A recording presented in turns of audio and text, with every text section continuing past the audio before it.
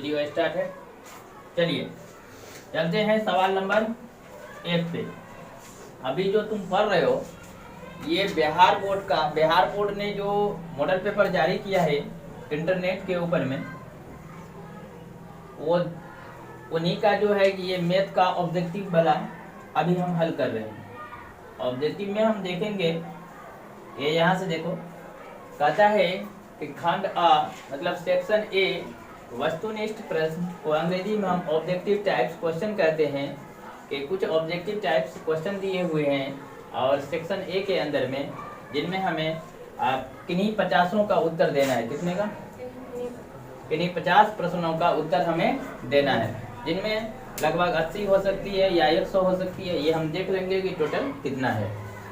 अब इन 50 को हम किस प्रकार से हल करेंगे और किस प्रकार से इनका आंसर हम करेंगे, कैसे इनका हम 4 में से 1 को निकालेंगे, इन चीज़ों को अभी हम देखेंगे।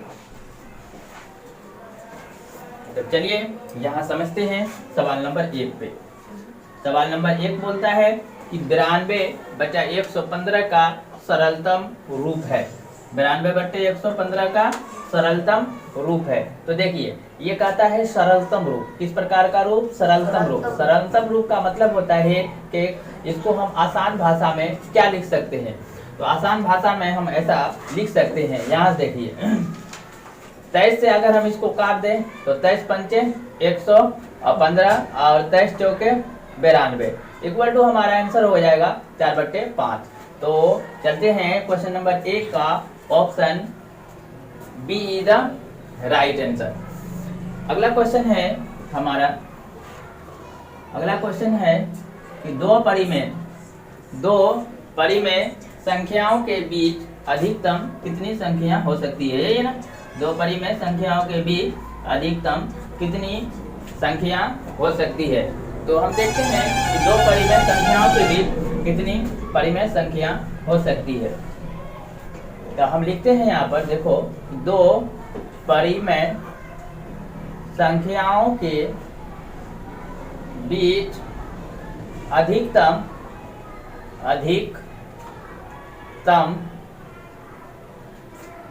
कितनी परी में संख्या हो सकती है। परी में संख्या हो सकती है, यही आपकी क्वेश्चन में कहती है। तो देखते हैं कि दो परी में के अंदर, दो परी में जब संख्या रहेंगी तो इन दोनों परी में संख्या के बीच में बहुत सारी परी में संख्या आती है, जिन्हें हम अनंत के नाम से जानते हैं। तो चलते हैं क्वेश्चन नंबर बी का right answer, option B is the right answer. Next question, question number 3 पे चलते हैं।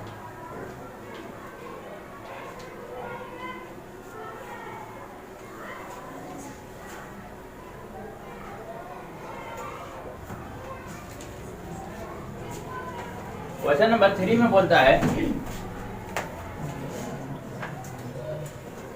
कि निम्नलिखित में किसका दशमलव प्रसार शांत है। ऑप्शन ए 7/88, बी 13/210, सी 15/1600 और डी 17/110।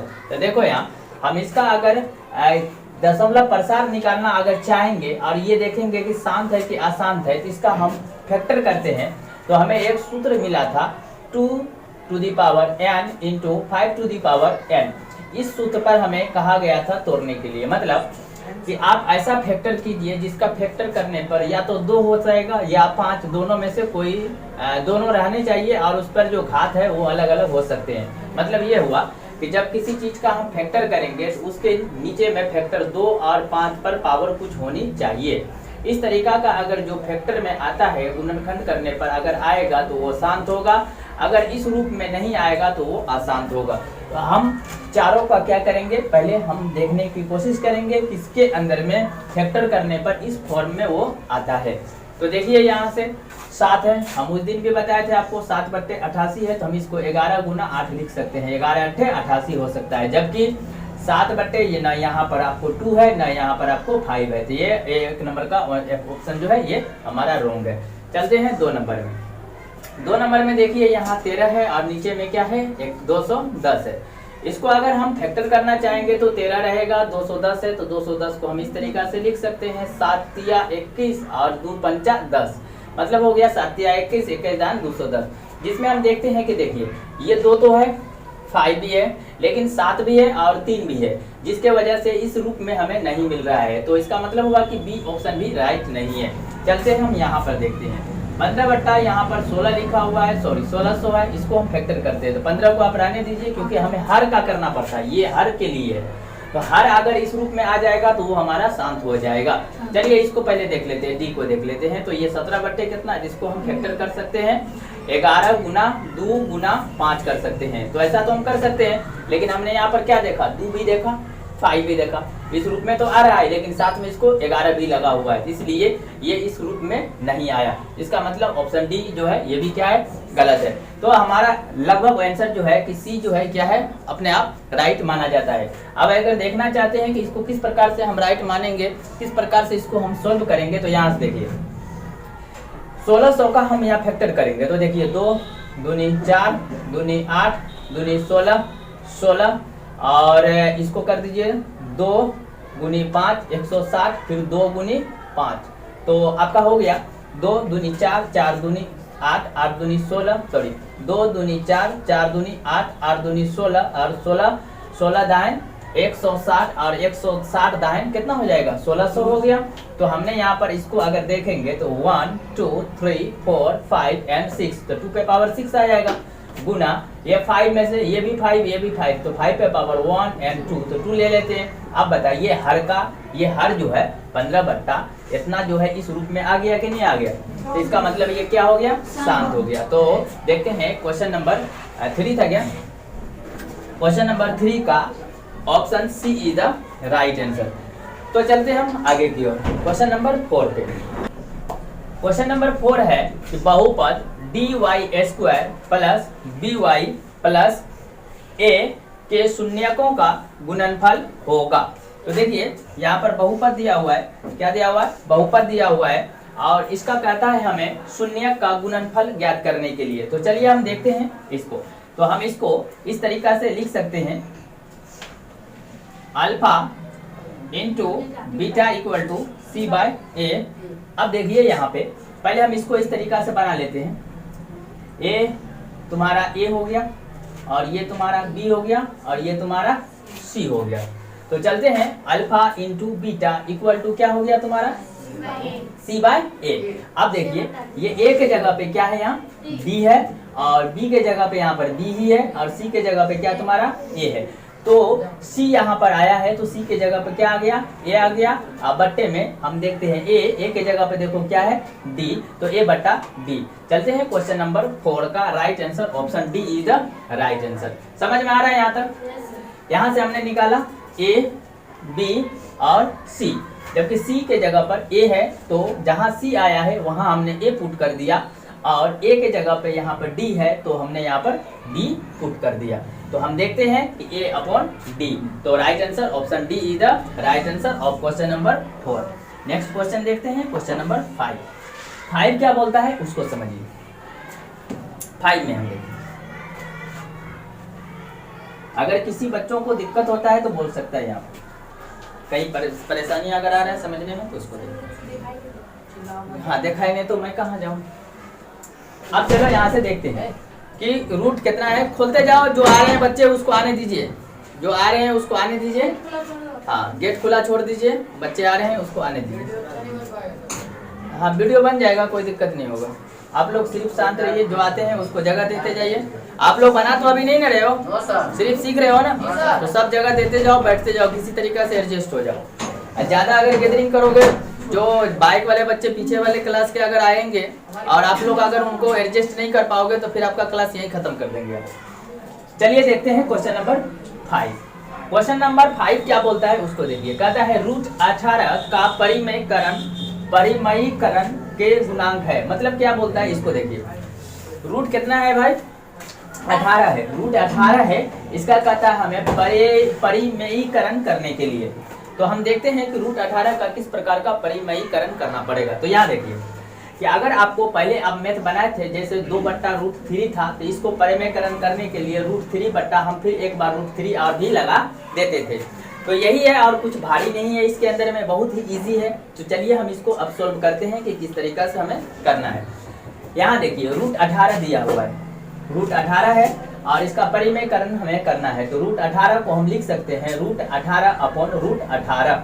√18 कैंसिल हो जाएगा, इक्वल टू क्या हो जाएगा तुम्हारा √18। तो देखते हैं क्वेश्चन नंबर 5 का right answer, option D is the right answer. Next question चलते हैं। नेक्स्ट क्वेश्चन हमारा 6 नंबर में। 6 नंबर में सब जानते हैं कि सबसे छोटी अभाज्य संख्या, ये तो बच्चा भी जानता है कि 2 होता है। आगे चलते हैं। हाँ, बच्चे भी जानते हैं कि अभाज्य संख्या जो होती है और सबसे छोटी अभाज्य संख्या क्या होती है, तो 2 होती है, ये बच्चे को भी पता होता है। चलिए आगे चलते हैं। हाँ, सबसे छोटी अभाज्य संख्या, अभाज्य संख्या उसको कहते हैं जो कि खुद कट जाए और दूसरे से न कट सके उसे। एक होती है सम संख्या, एक होती है विषम संख्या। विषम संख्या हम उस संख्या को कहते हैं जो 2 से पूरी भाग न लगे। सम संख्या उस संख्या को कहते हैं जो 2 से पूरी भाग लग जाए। लेकिन यहाँ पर भाज्य और अभाज्य की बात हो रही है, तो अभाज्य में 2 एक ऐसी संख्या होती है जो कि खुद कटती है और 1 से कटती है, दूसरे से नहीं करती। जैसे देखिए 4 है, 4 हमारा 2 से कट सकता है, बोलो कट सकता है, 2 नहीं 4 कट सकता है। 4 1 से भी कट सकता है, तो ये देखिए ये 2 से भी कट सकता है और 1 से भी कट सकता है और खुद से भी कट सकता है। 1 चौका 4 और इसी को हम लिखते हैं 4। तो अगर हम इसको खुद से काटना चाहेंगे तो 4/4 काट सकते हैं, ये खुद से भी कट सकती है। तो 4 क्या है, अभाज्य संख्या नहीं है, मतलब के प्राइम नंबर नहीं है। लेकिन 2 को अगर हम काटना चाहेंगे तो यहाँ देखिए 2 कैसे कट सकती है, या तो ये खुद से कटेगी या 1 से कटेगी। 1 से काटेंगे तो 1 2 नहीं 2 होंगी। इसको काटने के लिए और कोई संख्या है, बोलिए काट सकते हैं किसी को, नहीं काट सकते। जैसे हमने लिखा 12, 12 को हम 2 से काट सकते हैं, 2 छक्के 12। 12 को हम और से काट सकते हैं 3 से, 3 चौके 12। 12 को हम और चीज से काट सकते हैं, 4 तिया 12। 12 को हम और चीज से काट सकते हैं, 6 दूनी 12। इस तरीका से हम काट सकते हैं। लेकिन 2 को आप काट सकते हैं क्या, 2 या तो खुद कटेंगे या 1 से कटेंगे, उसके अलावा किसी से नहीं कटेंगे। तो वह संख्या जो खुद से या 1 से कटती हो, उसके अलावा किसी से नहीं कटती हो, उसे ही हम prime number, that is called prime number कहते हैं। बात समझ में आ गया। जैसे एग्जांपल में हम लेते हैं 17, क्या लिया 17, इसको काट दीजिए, या तो 17 1 से कट जाएगा या ये 17 खुद से कटेगा, उसके अलावा इसको काटने वाली कोई संख्या है नहीं है। तो ये कैसी संख्या है, अभाज्य संख्या है। जैसे मैंने लिख दिया 19, 19 क्या है, अभाज्य संख्या है। 23, 23 क्या है, अभाज्य संख्या है। 27 क्या है, अभाज्य संख्या है। 29 क्या है, अभाज्य संख्या है। 17 क्या है, अभाज्य संख्या है। 13 क्या है, अभाज्य संख्या है। 11 क्या है, अभाज्य संख्या है। 7 क्या है, अभाज्य संख्या है। 9 नहीं है, 9 नहीं है।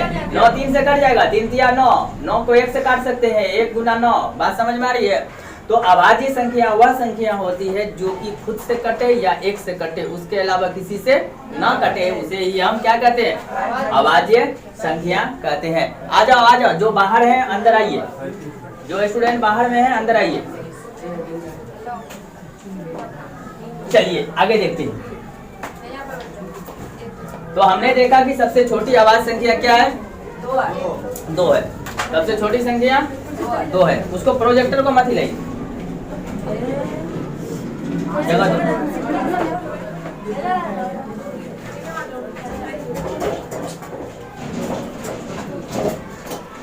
जगह दो।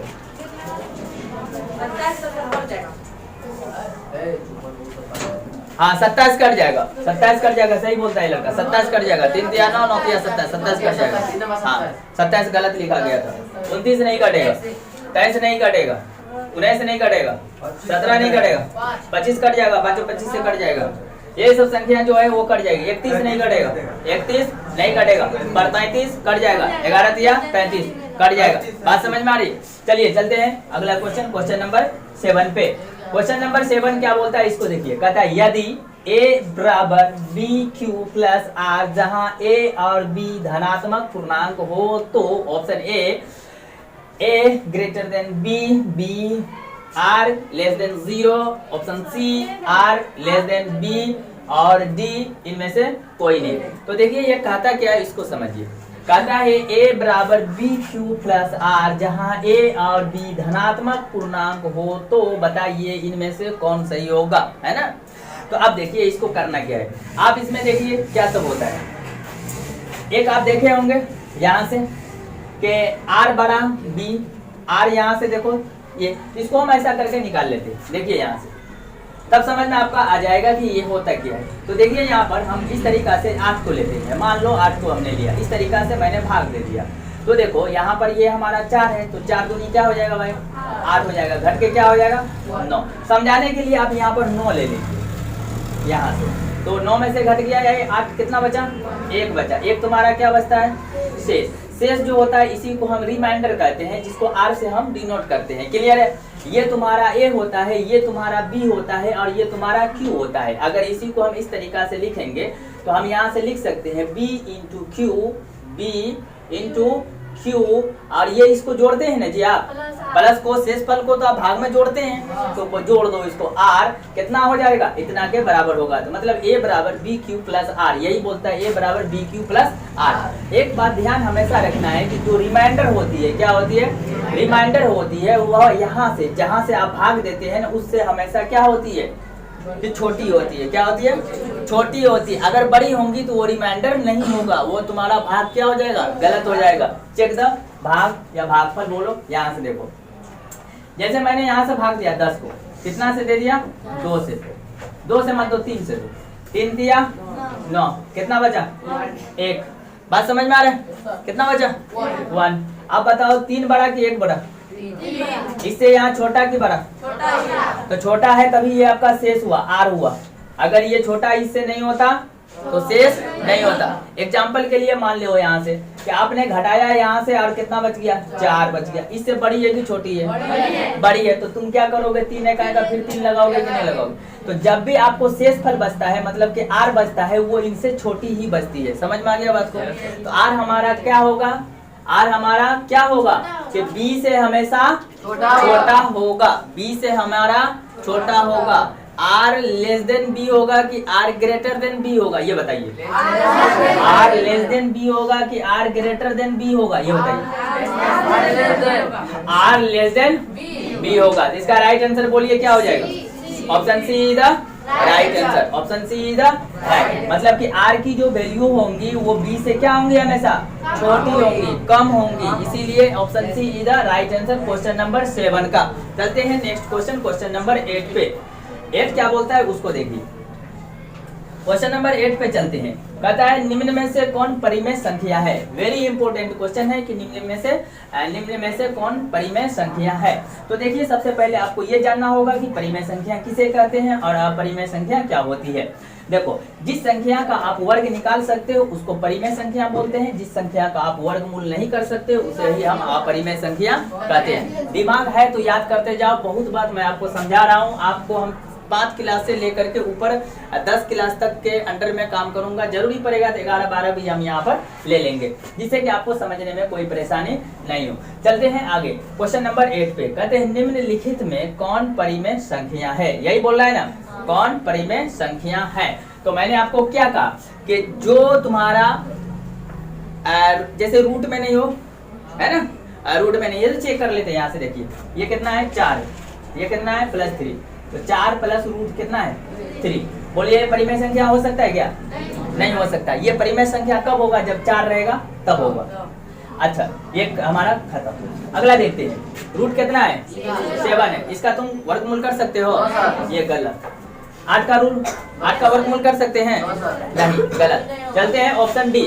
तो क्वेश्चन नंबर 8 का right answer option D is the right answer. Check the option D, this is a right and wrong. Root 5 upon root 5, so 6 into root 5 root 5 root cancel equal to 6। और 6 हमारा क्या है परिमेय संख्या। 6 हमारा क्या है परिमेय संख्या है। अब देखते हैं, चलते हैं क्वेश्चन नंबर, हाँ तो 1 नंबर का क्वेश्चन राइट आंसर डी हो जाएगा। अगला चलते हैं क्वेश्चन नंबर 9 पे। क्वेश्चन वेरी इंपॉर्टेंट क्वेश्चन है। कहता है यदि बहुपद, क्या कहता है यदि बहुपद, कैसा बहुपद, यदि बहुपद x² प्लस 12x प्लस 35 के शून्यक है। क्या बोलता है निकालने को, शून्यक बोलता है निकालने को। अब यहाँ से समझो कि हम इसे कैसे निकालेंगे। तो देखो यहाँ x² प्लस 12x प्लस 35 के शून्यक है। ऑप्शन ए दोनों धनात्मक, बी दोनों ऋणात्मक, ऑप्शन सी दोनों बराबर, एंड ऑप्शन डी एक धनात्मक और दूसरा ऋणात्मक। तो अब हमें चेक करना है कि इस बहुपद का क्या निकलेगा। तो चलो चलते हैं, हम यहाँ से देखते हैं कि x square plus 12x plus 35 equal to क्या हो जाएगा 0। तो अभी 0 मत रखिए, रहने दीजिए, यहाँ से इसको फैक्टर कर लीजिए। फैक्टर क्या करेंगे, देखो x square plus 7x plus है ना 5x प्लस 35 इक्वल टू 0। इसमें हम कॉमन ले लेते हैं, x common, x cancel plus 7 से ये 7 प्लस 5 को यहाँ पर मैंने ले लिया x plus 7 equal to 0। x बराबर हम यहाँ पर 5 अपॉन ले लेते हैं यहाँ पर 0 इक्वल टू हम एक बार यहाँ से लेते हैं या करके x प्लस 7 इक्वल टू 0। इसको हम लेंगे x plus 7 equal to 0, x को मान लेंगे -7, ये एक मान निकल गया जो कि आपका माइनस में है, मतलब कि ये तुम्हारा ऋणात्मक है। इसको लेते हैं x plus 5 equal to 0, x बराबर -5। तो देखिए हमने दूसरा मान भी क्या निकला है, तो -5, मतलब कि दोनों मान हमारा क्या है। अब चेक करो दोनों मान कहाँ पर, ऑप्शन बी ना, क्वेश्चन नंबर 9 का option B is the right answer. यहाँ से हम इस तरीका से कर सकते हैं। बात समझ में आ गया किसी को? जिसको देखना है देख लो, आंख को बाहर निकालना है निकाल लो। चलो चलते हैं क्वेश्चन नंबर 10 पे। क्वेश्चन नंबर 10 में बोलता है कि निम्न में, वेरी इंपोर्टेंट, ये भी आपके लिए क्या है, इंपोर्टेंट है। कहते हैं कि निम्न में से कौन अपरिमेय संख्या है। अभी मैंने बताया आपको परिमेय संख्या और अपरिमेय संख्या, रेशनल नंबर और इरेशनल नंबर, ये दोनों क्या होती है उसको समझिए। अभी मैंने आपको कहा कि परिमेय, क्या बोला, तो जिसका वर्गमूल निकल जाता है वो हो गया तुम्हारा रेशनल नंबर, और जिसका वर्गमूल नहीं निकला वो तुम्हारा हो गया इरेशनल नंबर, मतलब कि अपरिमेय संख्या। चलो यहाँ देखो, पीछे वाला यहाँ देखो, चलो देखते हैं। हाँ, ताजमहल के बारे में दिलचस्प कहानी बोलता है। चलिए ऑप्शन ए का देखते हैं, check the option number A. देखिए रूट कितना है भाई, 121, तो 11 से हो जाता है, 11 गुना 11 हो जाएगा। उसके बाद देखिए इसको अभी रहने दीजिए, देखते हैं 196 कितना है, 196, तो 196 का कितना 14 हो जाता है, 14 हो जाएगा, 14 हो जाएगा, 14 गुना 14 इक्वल टू क्या हो जाएगा 196। देखिए कितना है 282, 17 गुना 17 कितना हो जाता है, देखो फैक्टर इन सब का हो रहा है कि नहीं हो रहा है, लेकिन हम लेते हैं रूट 27 का फैक्टर होगा क्या, नहीं होगा, कोई फैक्टर होगा नहीं होगा। तो जिसका यहाँ पर फैक्टर नहीं हो पाया है, जिसका गुणनखंड नहीं हो पाया है, जिसका वर्गमूल नहीं हो पाया है, समझ वाली बात को, देखो इन सब का इसका भी फैक्टर हो जाएगा, 27 का भी फैक्टर हो जाएगा, पर इसका वर्गमूल नहीं निकलता है। क्या निकलता है, वर्गमूल नहीं निकलता है। तो जिस संख्या का वर्गमूल नहीं निकलेगा उसे ही हम क्या कहेंगे, अपरिमेय संख्या कहेंगे, और जिसका वर्गमूल निकल जाता है उसे ही हम परिमेय संख्या कहते हैं। तो रूट 27 का वर्गमूल आप निकाल सकते हो क्या, नहीं निकाल सकते हैं, इसीलिए क्वेश्चन नंबर 10 का option right, option see the right answer. चलते हैं क्वेश्चन नंबर 11 पे। क्वेश्चन नंबर 11 क्या बोलता है उसको देखिए।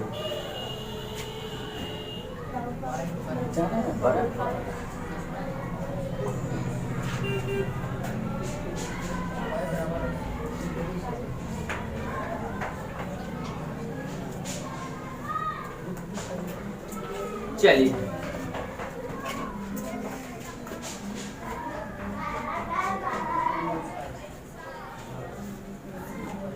चलो यहाँ देखो, कहता है क्वेश्चन 11 में, क्वेश्चन 11 में 11 नंबर का क्वेश्चन जो है उसको देखिए। थोड़ा प्रोजेक्टर किधर कट रहा है, इधर करो, और करो, बस करो, रहने दो, बस करो। चलिए यहाँ देखते हैं, कहते हैं बहुपद, क्या है भाई, बहुपद 5y स्क्वायर माइनस 25 के शून्यक है, यही बोल रहे हैं ना।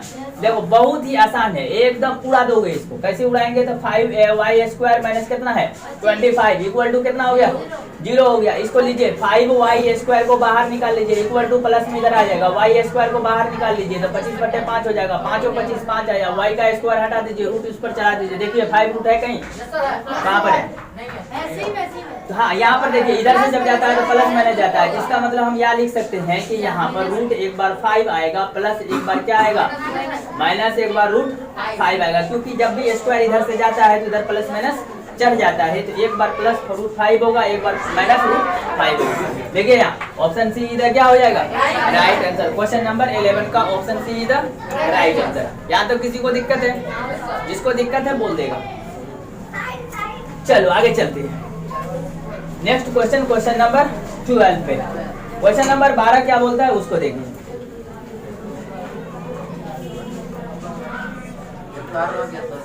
कौन डाल दिया है?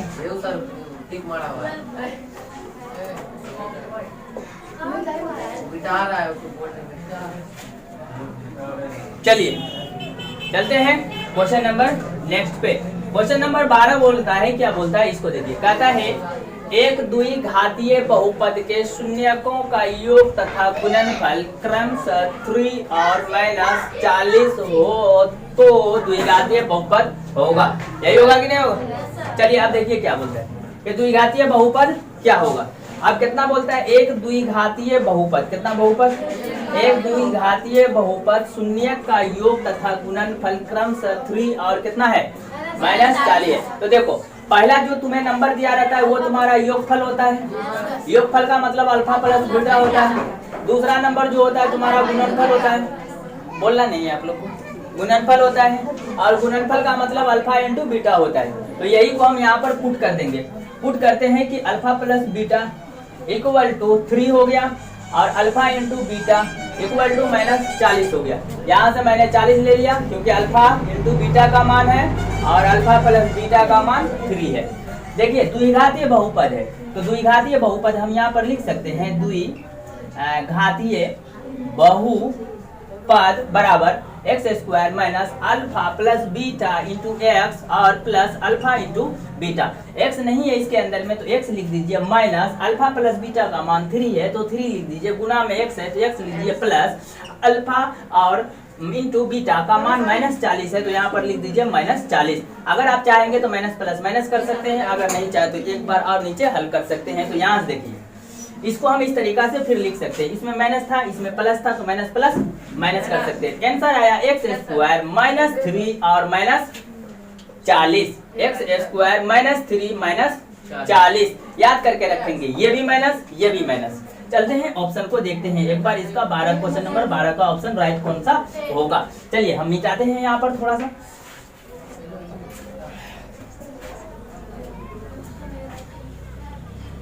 चेक करो ऑप्शन राइट कौन सा है, चेक करो। Option A is the right answer.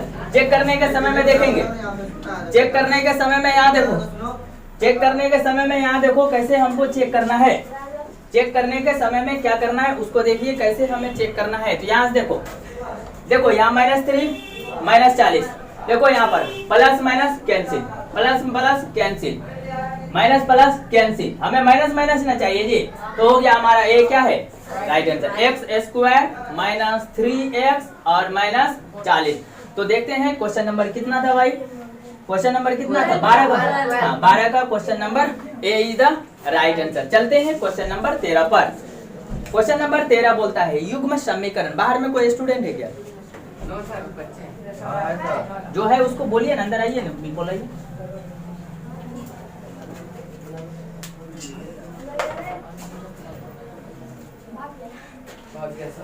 चलिए आगे चलते हैं। कहता है कि क्वेश्चन नंबर 13 में बोलता है युग्म समीकरण। क्या बोलता है? युग्म समीकरण x + 2y, युग्म समीकरण x + 2y बराबर 4 तथा 2x + 4y = 8 का है।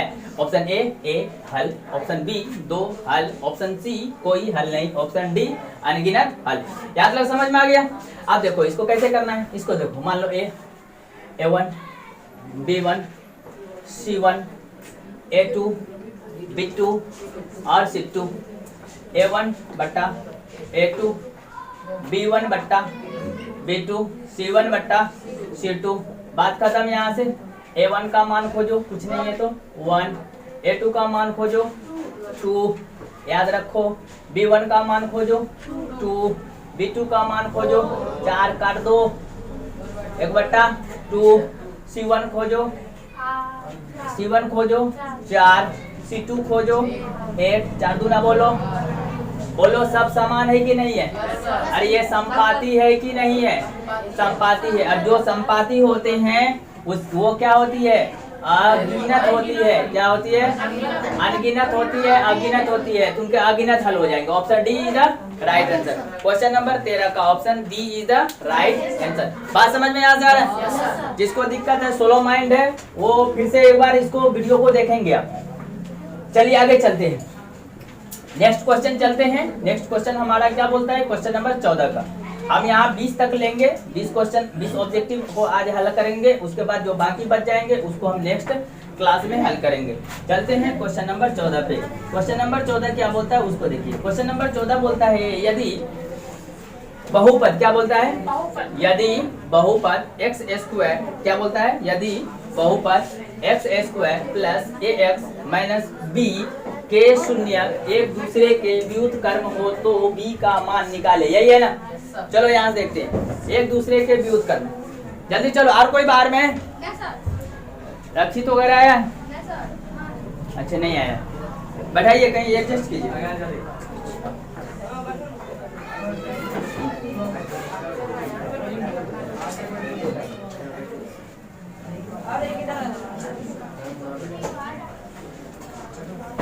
लड़की लोग एडजस्ट हो गई सब।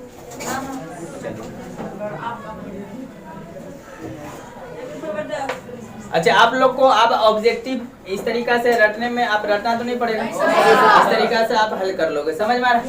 चलिए, ये भी आपको बहुत अच्छा है, मतलब कि आप किसको क्या करें? इसको बढ़िया से बता दीजिए। बता ही तो रहा हूँ। अरे बताओ, बोला ना कि 20 तक कर दूंगा। कितना तक? 20 तक मैं आज आपको कर दूंगा। बाकी जो ऑब्जेक्टिव बच जाएंगे उसको मैं या तो बोर्ड से हल कर दूंगा, या आपको मैं ऐसे ही वीडियो बिना मतलब के फिगर का आपको वीडियो बना करके दे देंगे, मतलब बिना बोर्ड का। या नहीं तो आप अगले क्लास में फिर आकर के किसी टाइम में आप ले लीजिए क्लास, उस समय में आपको बता देंगे कि कौन सा टाइम में आपका ये ऑब्जेक्टिव हल होगा। 5 मिनट खड़े हो जाइए, 5 मिनट, कोई दिक्कत नहीं, गेट बंद करके खड़े हो जाइए। चलो यहाँ देखो, कहते हैं अर्धवृत्त का कोण होता है, तो ये सब जानता है अर्धवृत्त का कोण होता है 90 डिग्री का। चलिए अगला देखते हैं। देखिए, कहता है द्विघातीय समीकरण A X square plus B X plus C equal to 0, A X square plus B X plus C equal to 0, जहाँ ए के नॉट इक्वल टू के मूल वास्तविक मूल नहीं होंगे। देखो यहाँ पर आपको करना क्या है, मूल वास्तविक नहीं होंगे। किसका नहीं होगा उसको देखो। देखो यहाँ कहता है B square minus 4ac equal to क्या है, सॉरी ग्रेटर देन 0। तो आप इसको भूल जाओ, जो किताब में तुम्हारे ओरिजिनल में उसको देखो। b बराबर, सॉरी d बराबर 0, d बराबर लेस देन 0, d बराबर ग्रेटर देन 0, यही है ना तुम्हारा। तो देखो यहाँ से कि अगर d का वैल्यू, किसका वैल्यू? अगर d का वैल्यू कितना होगा? 0 होगा, तो ये वास्तविक भी होंगे, क्या होंगे? और समान भी होंगे। d का मान अगर 0 से क्या होगा, समझ में आ रही बात को? तो ये क्या बन जाएगा? आभासी बन जाएगा। और कैसा बन जाएगा? यानी लिख दो, यानी मूल जो होगा इसका वास्तविक नहीं होगा, नहीं होगा। मतलब कहता है कि d का मान अगर 0 से, मतलब कि d का मान 0 से छोटा होगा। क्या होगा? d का मान 0 से छोटा होगा, मतलब d बराबर -2 या -1 या -5 होगा। माइनस में अगर होगा तो उसके जो मूल होंगे वो क्या होंगे? वास्तविक नहीं होंगे। अब इसमें देखिए कि d का मान मतलब b square minus 4ac equal to less than 0 किस में? ऑप्शन डी में। Option D is the right answer. बस यही देखना था, यही बोलता है। अगर d इक्वल टू 0 हो जाएगा तुम्हारा, मतलब d का मान 0 होगा, या तो क्या होगा? वो वास्तविक और समान होगा। अगर d का मान 0 से क्या होगा? बड़ा होगा। d का मान 0 से बड़ा होगा, तब क्या होगा? क्वेश्चन नंबर कितना पे? 16 था, 17 था। चलिए 17 पे देखते हैं। 17 पे बोलता है, देखो क्या बोलता है उसी को एडजस्ट करो ना जी, जिसपे यहाँ है गुल्ले सर के पास आओ।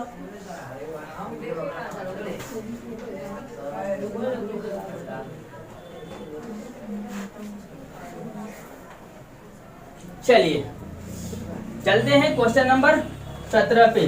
कितना पे? 17 पे। 17 क्या बोलता है उसको देखिए। 17 बोलता है कि अल्फा तथा बीटा समीकरण 2x स्क्वायर माइनस x और -6 के बराबर 0 के मूल हो तो 1/अल्फा प्लस 1/बीटा इक्वल टू क्या होगा? ऑप्शन ए 6 होगा, बी -6 होगा, सी 1/6 होगा, डी -1/6 होगा। यही को हमको देखना है। तो चलिए हम करते कुछ नहीं है, यहाँ से लेते हैं। ले लो अल्फा 1/अल्फा प्लस 1/बीटा, यही ना 1/अल्फा प्लस 1/बीटा। चलो इसका हम क्या करते हैं, एलसीएम ले लेते हैं। Alpha alpha alpha beta, alpha से यहाँ अल्फा कट गया, आ गया भाई बीटा, प्लस क्या हो गया तुम्हारा बीटा बीटा कट गया, आ गया कौन तुम्हारा बोलना अल्फा। ले अल्फा प्लस बीटा बोल बन गया बट्टे क्या alpha into beta. Alpha plus beta का मान बताओ, अल्फा इंटू बीटा का मान बताओ। अल्फा प्लस बीटा बराबर सी by A, alpha minus B bye ए, और alpha into beta C by ए। काट दो ए कैंसिल, बच गया तुम्हारा -b अपॉन सी। समझ में आ रही है? b का मान देखो -6, 1 वहां से आएगा तो प्लस हो जाएगा, बट्टे में c है, c का मान देखिए कितना है -6, तो मतलब बना 1/c। यही तुम्हारा आंसर है। चेक करो आंसर को। हाँ, D is the right answer. हाँ, बाकी बच्चे किताब से मिला रहे हैं आंसर। हाँ, बाकी आप भी मिलाते रहो। मेरा काम है सोल्व कर देना, आपका काम है मिला लेना। क्या बोलता है समांतर श्रेणी, क्या बोलता है? ये एपी का है, किसका है? एपी का है। देखो यहाँ से एपी है, क्या दिया हुआ है? एपी है, क्या ये एपी है, समांतर श्रेणी है। देखो इसको प्रथम पद A1 मानते हैं, इसको हम A2 मानते हैं, इसको A3 मानते हैं। D यहीं से हम निकाल सकते हैं। D का मतलब होता है A2 प्लस -A1, तो A2 -A1, A2 का मान देखते हैं यहाँ पर 4 है, और यहाँ पर देखो माइनस है, माइनस हो गया। इधर A1 का मान 3 है, तो इसको प्लस कर दो, 3 = 7, तो D = 7 मान आया है। आगे कहता है का 21वां पद, क्या कहता है? 21वां पद। तो चलो घबराने की जरूरत नहीं है। हुआ n बराबर क्या 21, n बराबर भाई क्या 21। लगा दीजिए यहाँ से फॉर्मूला लगा दीजिए t n plus -1 into D. A का मान बोलिए यहाँ से -3 प्लस n का मान यहाँ पर तुम्हारा 21 -1 इंटू क्या हो गया डी का मान 7। चलते हैं यहाँ पर कि -3 तो रहने दीजिए -3 प्लस 21 में से 1 चला गया 20 गुना तुम्हारा 7 इक्वल टू -3, 7 दूनी 140, ये प्लस होगा 140 इक्वल टू -3। यहाँ से घटा दीजिए इसको 140 इक्वल टू आ जाएगा आपका 137। Very the number of 157। D option D is the right answer. चलते हैं क्वेश्चन नंबर 18 19 पे। 19 देखो क्या बोलता है। 19 देखो क्या बोलता है। 19 में देखो अक्सर गलती करोगे, मत करो। 19 में आप अक्सर गलती करो। चलिए 19 नंबर को एक बार देख लेते हैं क्या बोल। मुझे लग रहा है कि अगर देखने वाले स्टूडेंट अगर इनको अच्छी तरीका से देखते होंगे तो अभी से जितने भी क्वेश्चन ऊपर हो चुके हैं उनके आंसर उन्हें आसानी से याद हो चुका होगा। समझ में आ रही बात को, जो गौर से देखते होंगे। चलिए आगे देखते हैं।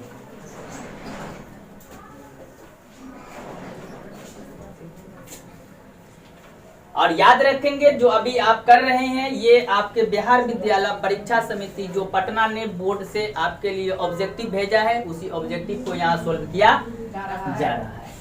आपके किताब में तो ऑब्जेक्टिव बन करके आ चुका है लेकिन उसका कोई सोल्व हल नहीं निकाला गया है, सिर्फ आंसर दे दिया है। मैं उसी को हल कर रहा हूँ। चलो आगे देखते हैं। क्वेश्चन नंबर कितना है 19 है। 19 में बोलता है क्या, इसको देखो। कहते हैं निम्नलिखित में से कौन सा द्विघात समीकरण है। देखो द्विघात समीकरण होने के लिए किसी भी जो लेटर होती है इंग्लिश की उसके ऊपर में 2 का घात होना जरूरी है। चाहे x पर घात हो, y पे घात हो, z पे घात हो, t पे घात हो, n पे घात हो, किसी चीज पर घात होना जरूरी है। p पे घात हो, p तुम्हारा प्यारा होता है। चलिए इन चीजों पर कितना का घात होना चाहिए? 2 का घात होना चाहिए। जिस पे 2 का घात होता है उसे द्विघात कहते हैं, जिस पे 3 का घात होता है उसे त्रिघात कहते हैं। तो नीचे हमें बहुत सारी दी हुई है, इन सब चीजों को हमें कहता है कि आप हल करके हमें बताओ कि इसमें से कौन क्वाड्रेटिक इक्वेशन है, मतलब कि द्विघात समीकरण है, मतलब कि किस पर 2 का घात है। देखो x के ऊपर में देखते हैं 2 का घात है, ये तो हो सकता है? बिल्कुल नहीं होगा, क्योंकि द्विघात समीकरण वो होता है जिसके अंदर में रूट चढ़ा हुआ नहीं होता।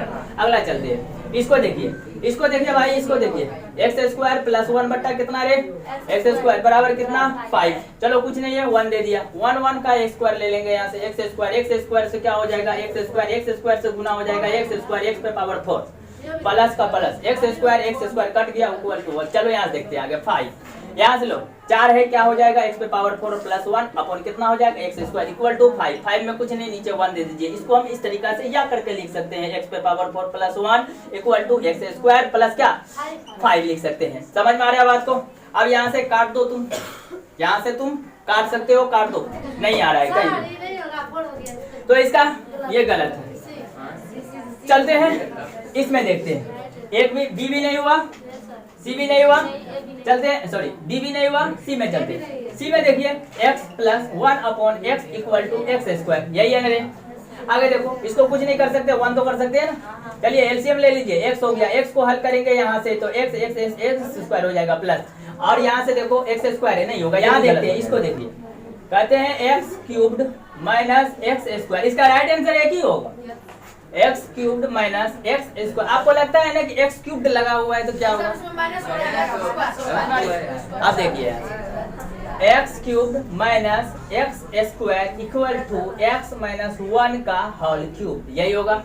इसको हम ज्यों का त्यों रखते हैं, x cubed minus x square equal to, यहाँ पर देखिए इसको a माइनस बी का होल क्यूब्ड मान लेते हैं।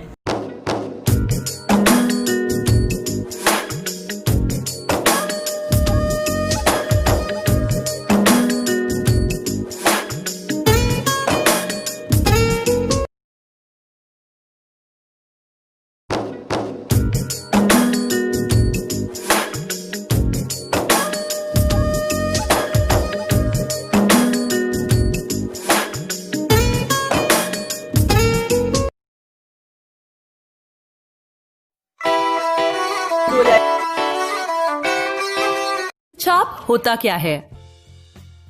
ब्लड प्रेशर, ब्लड यानी रक्त, रक्त के बारे में जानने के लिए रक्त से परिचय वाला वीडियो देखो।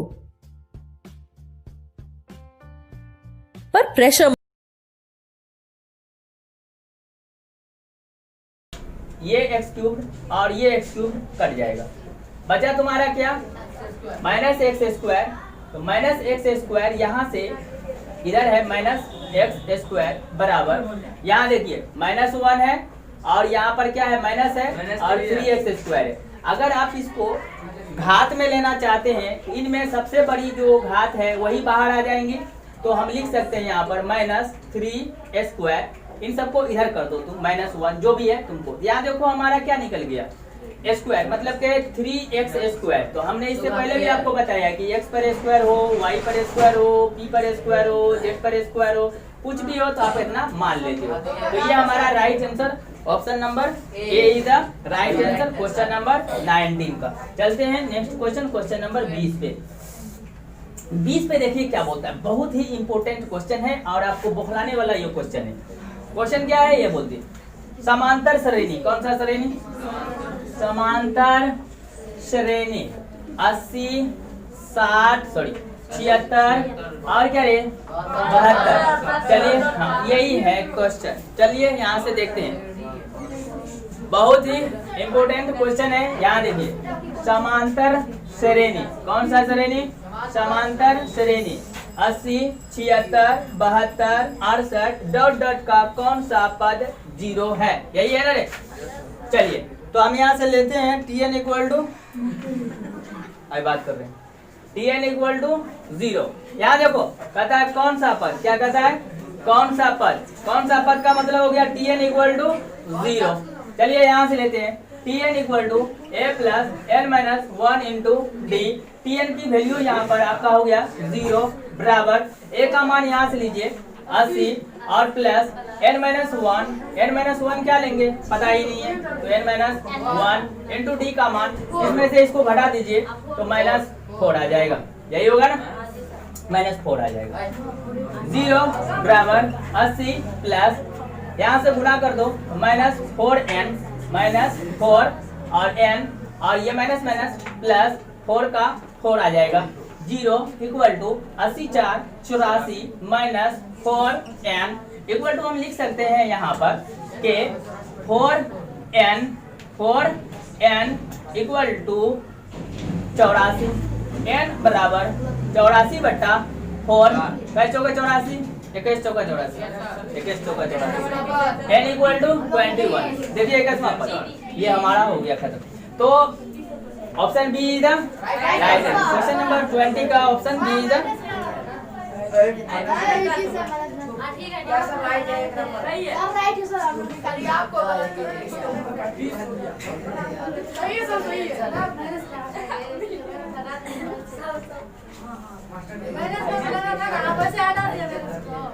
नहीं समझे बच्चे, नहीं सुनो, बच्चे को थोड़ा सा मतलब उनको चाहिए एकदम जैसे पहले बना रहे, कॉमन सेंस लगाओ ना थोड़ा सा। हमने क्या किया यहाँ पर, देखिए यहाँ 0 बराबर 80 है ना माइनस 4n प्लस 4, यही है ना रे, बराबर 0 बराबर 80 और 4 84 माइनस 4n। क्लियर हो गया। चलिए ये 84 को हमने 84 लिख लिया, बराबर बराबर -4n को इधर दे दिया, तो 4n हुआ कि नहीं हुआ? अरे हुआ कि नहीं हुआ? इसको मैंने इधर बना दिया, 0 की तरफ ले आया इस भाग। अगर मान लो कि इधर आपका 2 हो और बराबर के इधर मान लो x है, तो x बराबर क्या लिख सकते, इसको इधर ले जाते हो ना, तो -2 तुम लिखते हो ना, तो माइनस वाली संख्या को अगर बराबर के इधर लाएंगे तो बोलो प्लस में हो जाएगा।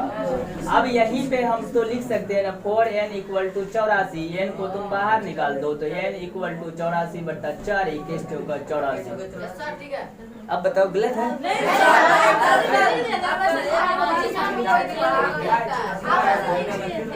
तो जिंदगी भर यही काम हम करेंगे, आपको जो आप सोचिए उसको। नहीं, जब ऐसा हुआ तभी तो आपका दिमाग इस पर गया, तो आपको सोच लेना चाहिए कि हुआ। ऑब्जेक्टिव जो आपका था 20 का 20 क्लियर हो चुका है, समझ में आ रही बात को, कि 20 ऑब्जेक्टिव जो आपके बिहार बोर्ड से दिया गया था मॉडल पेपर के अंदर में, वो सब आपका क्लियर हो चुका है।